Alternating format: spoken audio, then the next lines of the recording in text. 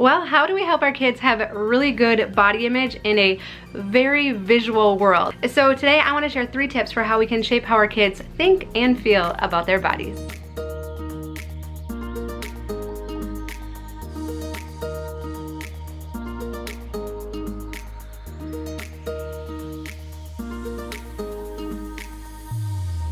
Well, hi, I'm Dawn from The Minimal Mom, and normally we're talking about how we live a minimalist lifestyle, how we've simplified our house, and how awesome it is. We love it. It's been really great. So we enjoy sharing tips and tricks about that. But this past weekend, I actually had the privilege to speak at a workshop.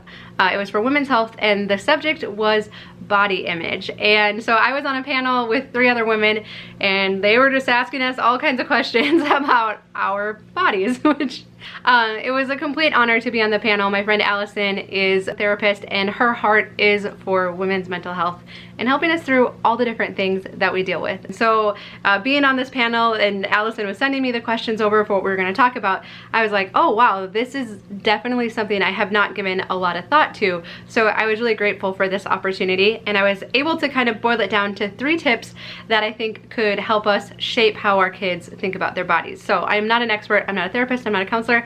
I am a mom with a body image, and this is just what I've been learning. Is tip number 1, I think, is to take what our culture has been saying and improve upon it. So I think this idea that every body is beautiful, every woman is beautiful, every shape, every size is beautiful. And certainly that's the truth.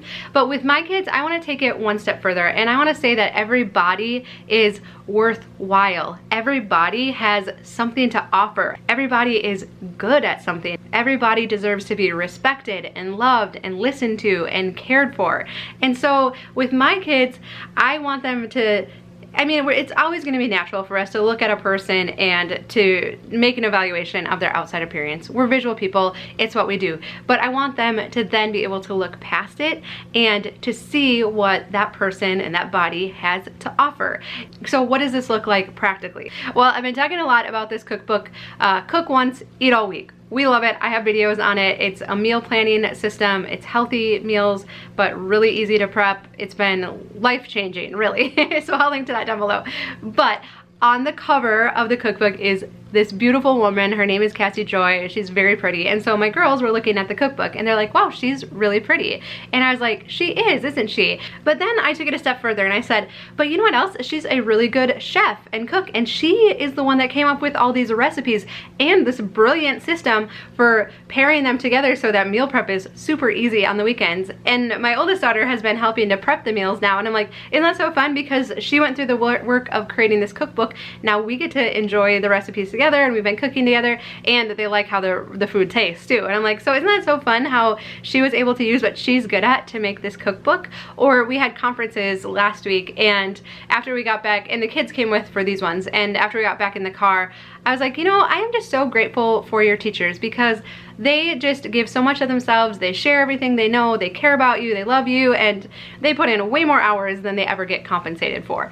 So I really want to help our kids, you know, not just see the physical person, and certainly never to discount somebody because of their appearance, but to be able to see who they are, and even to take it further and to be able to help pull that out of people. Like if you meet someone, ask them what it is they're passionate about, ask them what they're good at, or you know, what they do, and really get to know them as a person. And then the second thing is I want to help them develop their passions too. And so our girls are just getting into horseback riding lessons. They are loving it, of course, but they're also having to do extra things to earn those lessons, and they're having to help more around the house, which is awesome. We've been wanting them to help more around the house, but you know how it goes. Sometimes it's just easier for us to do it ourselves than to ask them to do it. And so they have been helping a ton around the house, and that is so good for kids because when they're involved in a household, they feel needed. They know that they're needed in this world. And so I actually grew up on a farm, so I experienced this my whole childhood. My looks did nothing on a farm. They got me nowhere. There was no value for looks on a farm, right? It was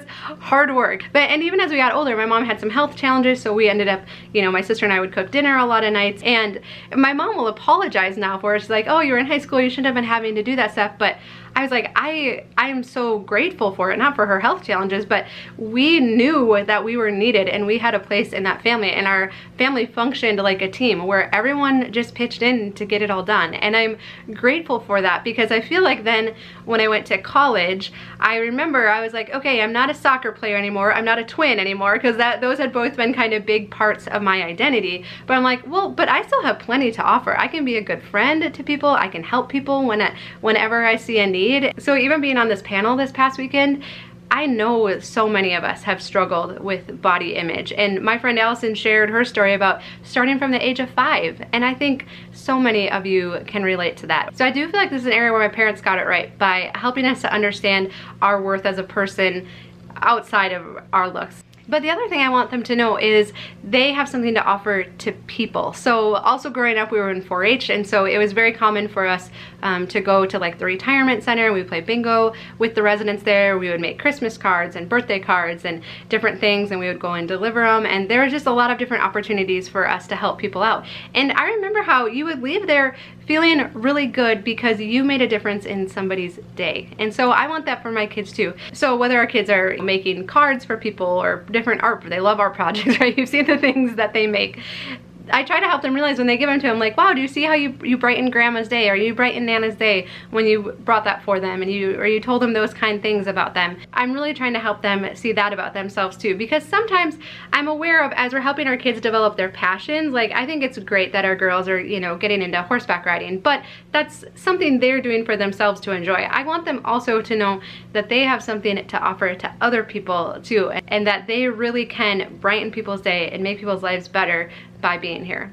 All right, then the last tip I have is something I think we should all do for ourselves too, and that is that when we love ourselves and we care about ourselves, we don't hang around people that don't make us feel good about ourselves. So whether it's friends we have or people we follow on social media, if there's people on Instagram or Facebook, and whenever they pop up in our feed, we kind of have that, like we're comparing ourselves, or we're somehow feeling judged by them even though they're not looking at us. And so what I really want, our girls aren't on social media yet, but when they are, what I really want to help them to do is to unfollow anybody that doesn't make them feel good about themselves. If it brings up comparison or feelings of envy, anything like that, unfollow them. And we all need to be kind to ourselves and do the same things for ourselves. Mel Robbins talks a ton about this, but if we have people in our physical life or through our social media that aren't making us feel good, please unsubscribe, please unfollow them.